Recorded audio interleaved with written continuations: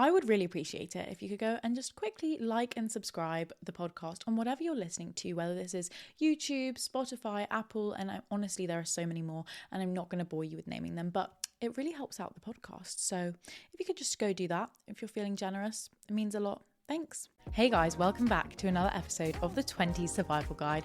This is your host, Emily, and we're back for another solo episode. You guessed it, it's just me this week. I have story time for today, guys, and I freaking love story time. A story that actually happened this week, which has completely shifted my entire mindset. I wanted to share with you how this mindset shift changed the way I look at my day-to-day life, and I hope it can help you. There are 5 things that I wanted to share with you guys from this mindset shift. Being mentally fit is just as important as being physically fit.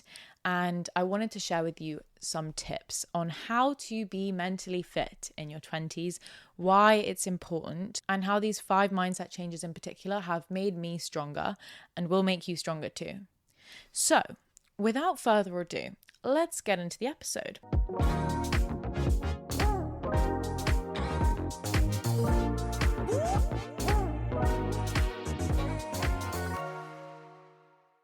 Okay, so I'm going to bring you along the story. I had a friend stay over. I don't know if you guys have ever heard of homeopathic remedies or if you are at any point interested or believe in them. I think it's supposed to be around healing naturally and using different methods that are supposed to be remedies to, mental health things, for example, or injuries and how you can approach them differently than just taking pills. But anyway, I experienced an interesting remedy. I woke up on a Saturday morning, and as a person who has a lot of ADHD and someone who likes to keep busy, I have my brain going at like 100 miles per hour all the time. And it's so exhausting, but I honestly wouldn't change it because I think it helps me feel productive. I'm actually not afraid to admit that I can be quite impatient because of that. So when I had someone staying over and they were a homeopathic doctor, she sat down with me and she said, "Oh, there's this remedy that I really want you to try." And I was thinking, oh my gosh, it's probably some witchy, not actually helpful sort of remedy that I don't really believe in. And I have shit to do, I have stuff to do, time is ticking, and it's a Saturday morning. I was just not in the mood. But I sat down with her and she was like, "Trust me, this is only going to take 10 minutes and it's going to change so much for you." So I was like, okay, give it a whirl. Why not at this point? So I sat down and I was just so skeptical at this point. I'm looking at my watch and she opens up this book almost, but it's not a book. It's like a case, and inside this case is basically 40 bottles of little potions. Inside these potions were sort of like a extract from a flower that's supposed to make you feel calm or make you feel happy, whatever the connotation is of that. So it was really witchy, and I was like, what is this? 40 bottles of these little potions. I feel like I'm in some witch's brew house and I don't really know how this is supposed to help me. But the weirdest thing was, she said to me, "You're going to choose 3 of them. You're going to shut your eyes and you're going to just feel all of these bottles and choose randomly, because you don't know what any of them are called or anything, and choose randomly what feels right. Choose 3 bottles. And the first bottle is going to be how you're feeling at the moment. The second bottle is going to be how you feel later, and the third bottle is going to be this underlying feeling that you constantly have at the moment." And I was thinking, I'm just going to choose whichever bottle feels right in the moment. Like there's no way to actually know. And I was thinking, oh my god, I really don't believe in any of this woo-ha, please. But I did it because I was like, just entertain it, why not? And I chose my 3 bottles. And then she gets out her big book. And the weirdest thing is that when she opened her book, the book had the different flowers that I chose, which were in the bottle. And the bottle had a name on it, which linked to the feeling or emotion that comes with that flower. So the first flower and bottle that I chose was actually impatience. She basically told me that I am someone who is extremely impatient. You get frustrated when things take longer to get done, or you don't like waiting for things to take their course, and you basically just are very impatient and don't live in the moment. And the weirdest thing was that was exactly how I was feeling at the time. And I was kind of shocked, because when someone says that to you and someone is actively telling you that you are that kind of way, you have to look inwards and think, oh my gosh, that is how I'm behaving, and I ignore it. And it's not a nice trait to have. It's actually, it was kind of ugly. And I was like, oh my God, that's exactly me. I feel like you're reading into my soul right now. Anyway, impatience and that flower had its benefits. There were positives, you always get things done, like you apply to deadlines and all of this stuff, which is very much me, because I'm someone who is just always on the go and needs to be doing stuff, and I really struggle to slow down. But I was like, okay, this is weird. This bottle is supposed to, be exactly how I feel, and it's pretty accurate. So then she put 2 drops of this flower into my water, and I was like, am I supposed to drink this? Before I drank the water, she picked out the second bottle that I chose, and I was thinking, this is going to be, really random. This is definitely not going to be the same. I'm not going to be exactly like this one, because, what's the luck in that? And the second one was basically saying that I'm impulsive and quite emotional. And I was like, oh my God, okay, this is really just not, this is really helpful for my self-confidence. And she opened up the bottle and she put the drops in my water, and she said that you throw yourself into other people's situations in a good way, like you care about them, and if someone's going through a difficult time, you feel just as much as they do about their situation. You just care a lot, but it also comes with its negatives of being impulsive as a person. And I just felt like this is really weird, because it's exactly how I actually feel, and it's exactly how I am. It was making me sit there and think, oh my gosh, I am currently rushing or not present because I feel like I'm not getting enough done with my day, and I feel like I'm wasting time and I'm running out of time. And when I sat there and she told me that's exactly how I am, it made me stop and think and realize that I need to be more in the present. And being present is so important. And I didn't really need to rush off to do other things. The world wasn't going to end. I just needed to be present with my own thoughts and be in the moment. And not everything needs to be done straight away. So that was weird. And then the third bottle was the fear of the future, the fear of the unknown. And I was like, oh my God, this is creepy, because this is exactly how I feel. So she said that it was based around feeling like you're running out of time, fearing of the future. There was something interesting about how someone is telling you your deepest, darkest thoughts out loud without you even having to explain it to them, and holding you accountable. The whole point of it was to accept and realize how you are, and realize that it's okay to be this way, and these are your traits, and there are so many benefits and advantages to them. But the reason I wanted to tell you guys this story is because, firstly, I thought it was a little odd, but turned out to be a really refreshing experience. And for the rest of that day, I realized that I needed to turn down the dial in my brain a little bit, turn down the speed, and be in the present. Not everything needs to be just tick, tick, tick off the to-do list. You can actually just be present and enjoy the moment, and you are okay. You're not running out of time. That was a huge mindset shift for me, because I think even on the weekends, the worry that we are running out of time, the worry that we aren't going to be successful in the future, which we all are, is so normal, but it's so hard to change. So there's an element of just being aware of it, which is so okay. You don't need to change and constantly find a way to be more productive. Sometimes you don't realize how good a moment is until it's gone, but you're not running out of time. So I wanted to talk to you guys about the 5 main things that I've learned this year that has helped me become more mentally fit. The first one is something that I've really struggled with.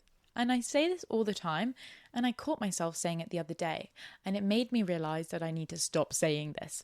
And that is, you need to be better. That is, you need to always be better. You need to always be better. You need to always improve everything, improve, change, grow. oh my gosh, there's so much truth in making sure that you're constantly growing and constantly putting yourself out of your comfort zone. But there's a notion when you say, I can always be better, I can be better, which is actually really toxic, because there's an element of not being able to accept who you are now.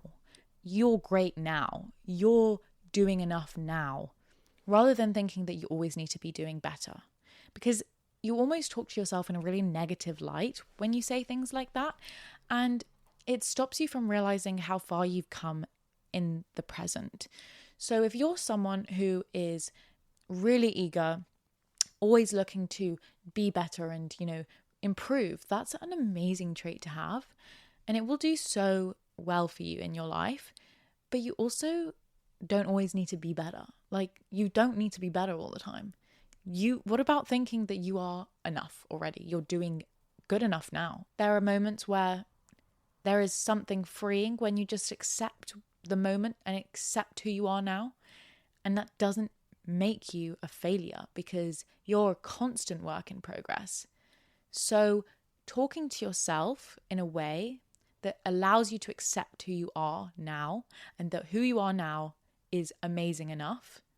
That doesn't mean that you're not going to grow and change, but it doesn't mean that you need to be doing better and you're never doing enough. Point number 2, okay? This is another really key thing that I've learned this year. And I know it's October, but I have really nailed down on this one. If you don't believe you are capable, you won't get the right opportunities that come your way. The opportunities that you're waiting for or you're looking for won't present themselves until you believe that you are capable to receive them. And this isn't some like universe thing where, something's going to fall in your lap and it's, I'll meet that person when I'm ready and the right person will come along at the right time. This is more like you having confidence in yourself and knowing that you're worthy to receive this, or you're capable to do that job. You're capable to be in a relationship with that person. You're capable, and you believe it in your actual core. That is when things will start coming for you.